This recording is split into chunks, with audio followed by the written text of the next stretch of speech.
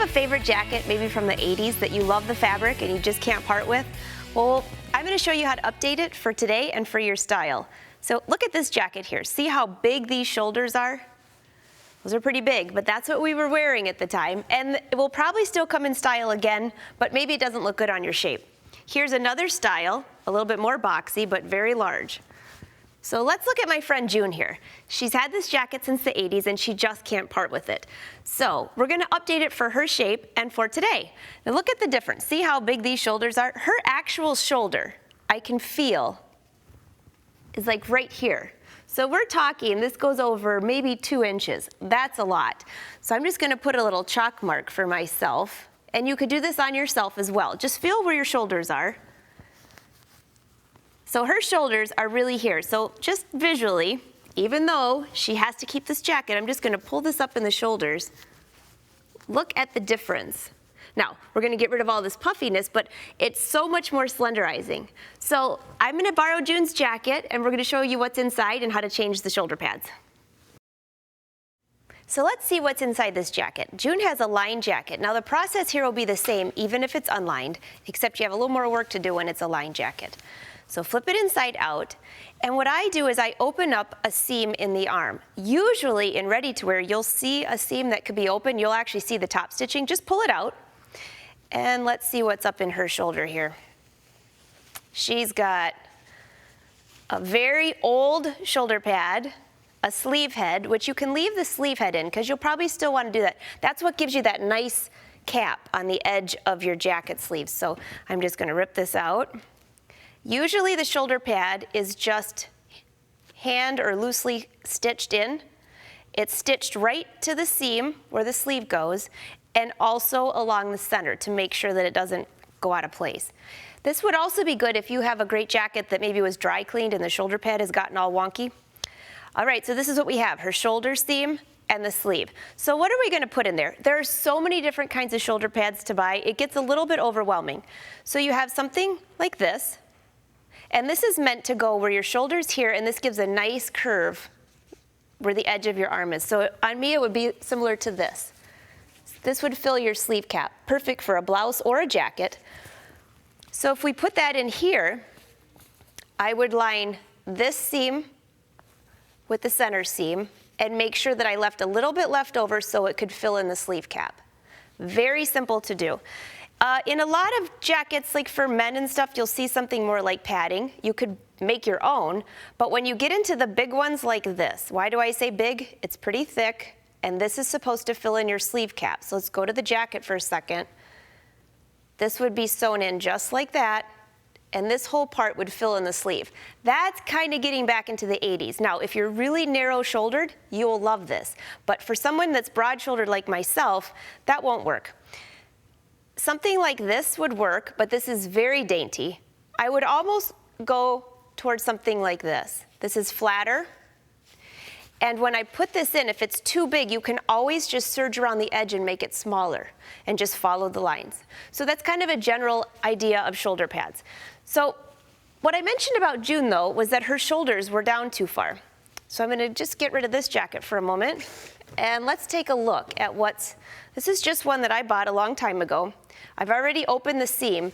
By the way, don't be afraid of jacket seams. All you have to do is take your seam ripper and just kind of open up that seam. It's really easier than you think.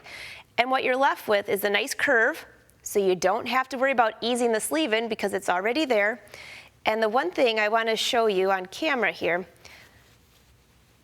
do you see this snip right there?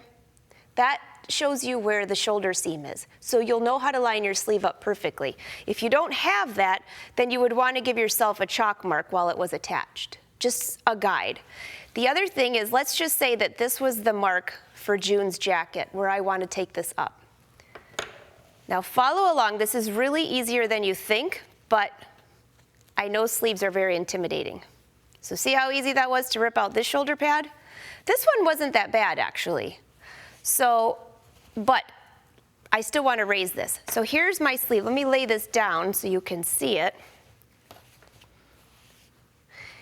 And how I'm going to reattach this sleeve, and I like to reattach the sleeve before I trim off this excess fabric. All I have to do is open the sleeve from here to here. I don't have to take the whole thing off. And I'm just going to give myself a guide. And you can do this visually or get a nice curved ruler if you're worried. Okay, this is going to be the stitch line, all right? So I still need to add a seam allowance.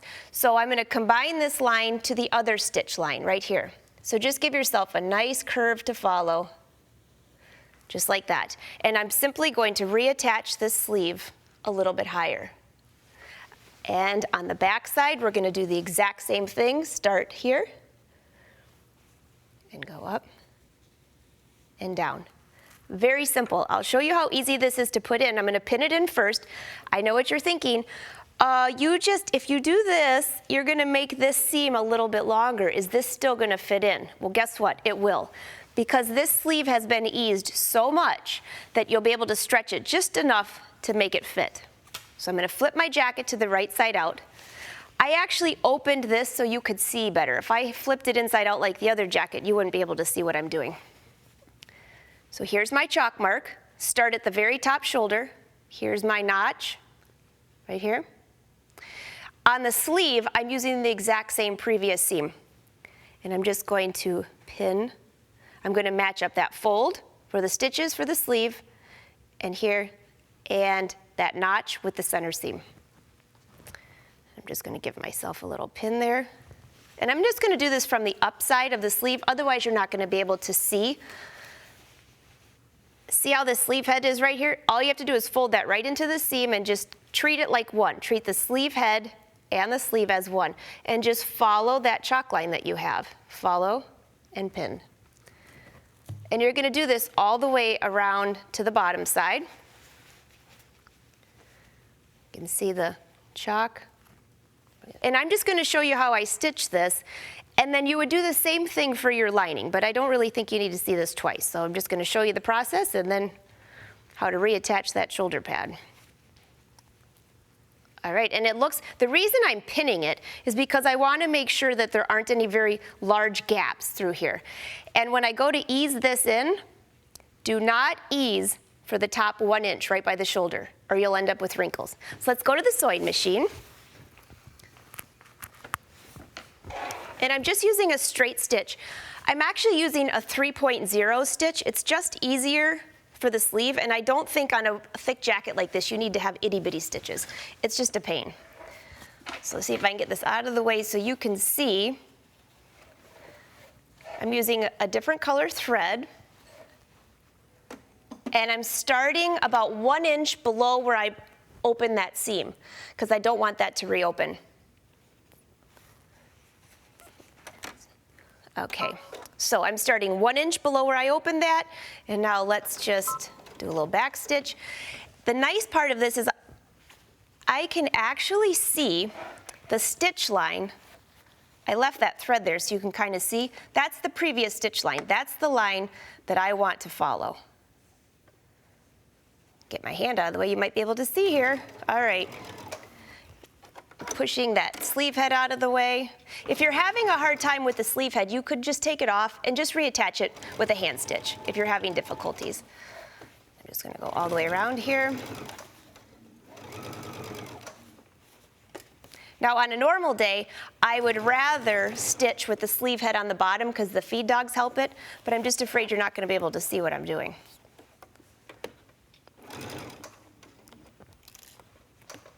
And then when you get to the center seam, make sure that that shoulder seam stays open.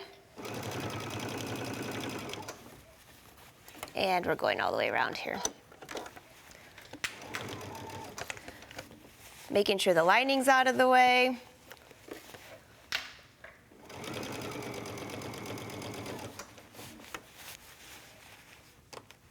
And I'm going to stitch this all the way around, and then I'm going to take you over here and show you how to reattach that shoulder pad.